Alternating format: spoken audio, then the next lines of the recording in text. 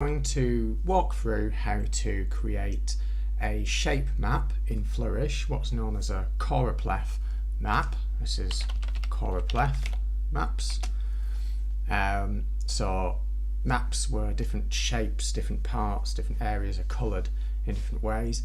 I'm going to show you how to create one of those with a custom set of shapes. So in other words, a set of areas or boundaries that are not already in Flourish.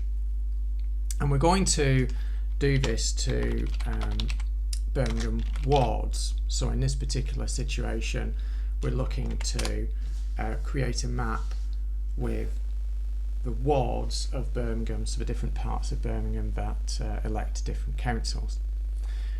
Now, what you can do in Flourish and other visualization tools is create your own shape map like these, and in order to do that you need to have the boundaries of the areas themselves. So if I Google, for example, create custom map in Flourish,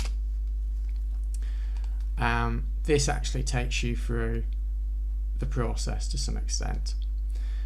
And the main thing to bear in mind is that you need a geoJSON file with the shapes of the boundaries that you want. So what you need to do is search for the boundaries that you want, in this case Birmingham wards, and add the word geoJSON, because what you want is files that are in this geoJSON format. Now the first result looks quite promising because it's from Birmingham City Council.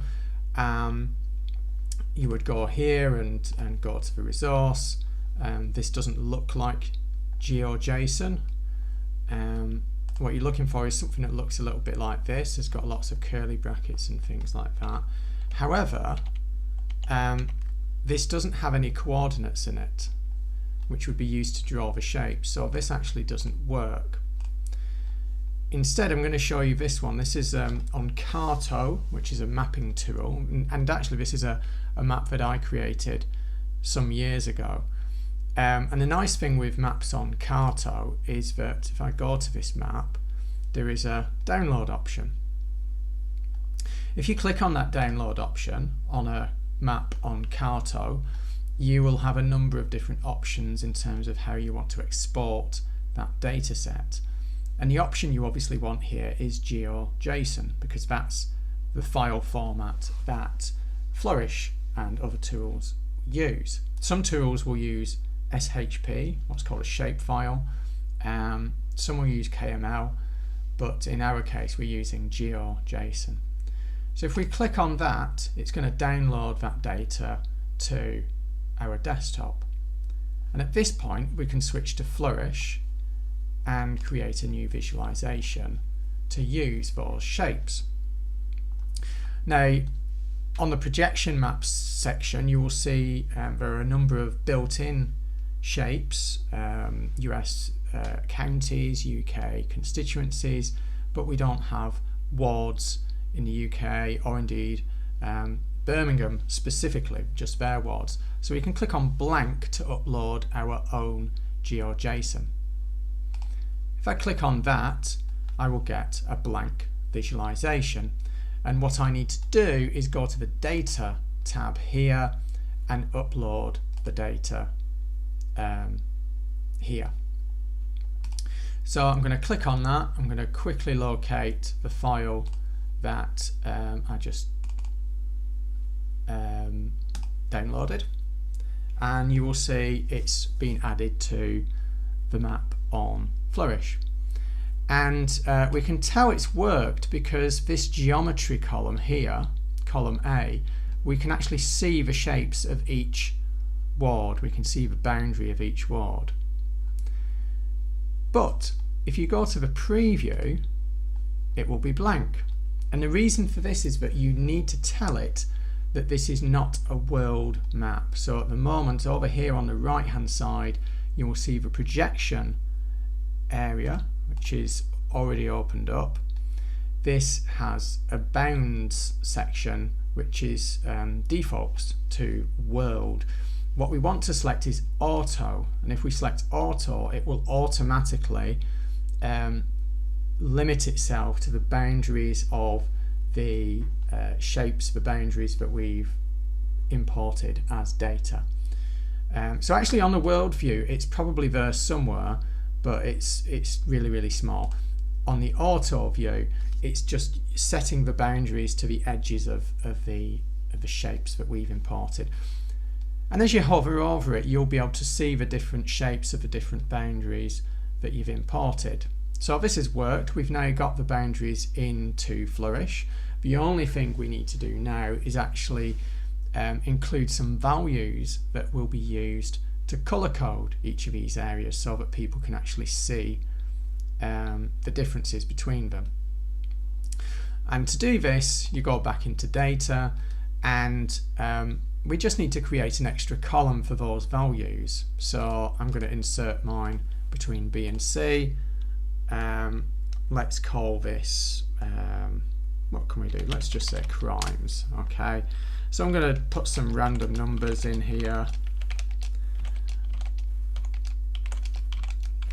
and I'm not going to do all 40 of them, but I'm going to do enough. I've done about 15 so that when I go back I can start to use those values to color code. In fact, there's one thing I need to do first, which is excuse me, on this right hand side I need to specify that that column, the C column, is going to be used as a value. And you can see the preview automatically changes once I've done that. So what this is doing, this box over here, up until now, if I just delete that again so you can see what it was like before, up until then only one column in our data was actually being used in the map, and that was column A. And we can tell it was being used because it's a colour, whereas all the other unused columns are grey. And it happens to be the colour pink, but you can see that it might be purple or other colours for other columns that are being used. And we can add, we can specify that different columns are used for different aspects of this visualization by filling these boxes here. So for example, the name of the ward is in column H, so I might put that into that column, and now that becomes active. It's now being used in the visualization.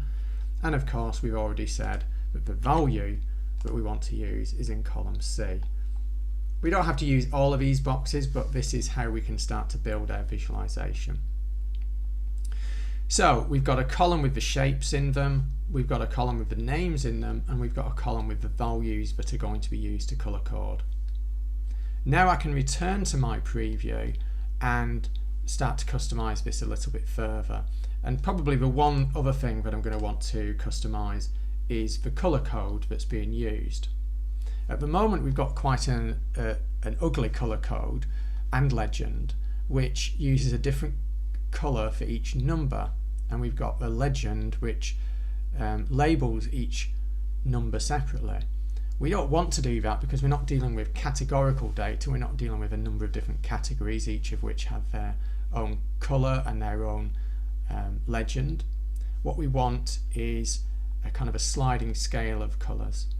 So if we go to, let me remember where this is, whether it's, is it regions layer? Yes, it's regions layer.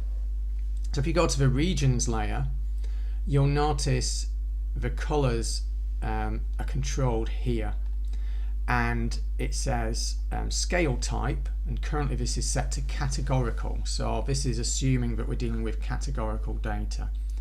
We're not dealing with categorical data, we're dealing with numeric data. So if you switch it to numeric, you will then get this sort of sliding scale of colours along a particular type, one particular colour, and this looks more meaningful. And our legend has changed as well to indicate the range of colours from a minimum to a maximum value. Now, if you want to go a little bit further, you can specify whether this is what's called a sequential colour scheme. A sequential colour scheme is one that just goes from the lowest to the highest value. or a diverging colour scheme which starts at a midpoint and then diverges in two different directions along two different scales. A classic example of this would be temperature. If you had 0 in the middle and then temperatures higher or lower than 0 would be coloured differently.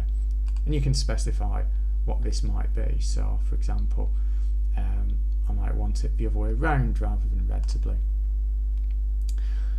So that's all I want to cover in this video. That's how to find some geoJSON for the boundaries that you want to visualize, how to download it, import it into Flourish, and then make sure that your map is working in terms of colouring each of those regions differently. You'll remember that all of these other regions aren't coloured because I didn't type a value into this column C. So these are the cells down here which are empty, and if I start to colour those, you'll see them appear in the preview. Now you might be wondering about these other tabs, points and lines. We don't have to use these, and I'm not using them in this map. The points tab can be used to add any extra positions on your maps or landmarks, things like that.